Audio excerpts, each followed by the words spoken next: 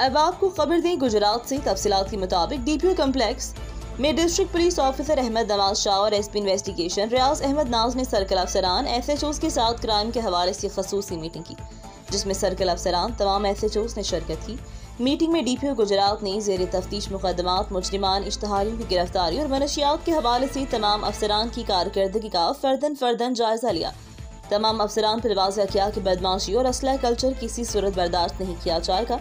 अफसरान को हिदायत की पेट्रोलिंग के निज़ाम को मजीद बेहतर किया जाए, सारीन की इज्जत नफ्स का खसूसी ख्याल रखा जाए। डीपीओ गुजरात ने मजीद कहा कि करप्शन किसी सूरत बर्दाश्त ना की जाएगी। उन्होंने कहा कि शहरियों को इंसाफ और तहफ़्फ़ुज़ फराहम करना हमारी अवलीन जिम्मेदारी है।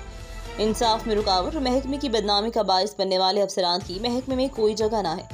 तमाम अफसरान शहरियों के साथ अपने रवैयों में बेहतरी लाएं। अब तक इतना ही। मजीद खबरों से बाखबर रहने के लिए विजिट करें हमारी वेबसाइट rednews.pk।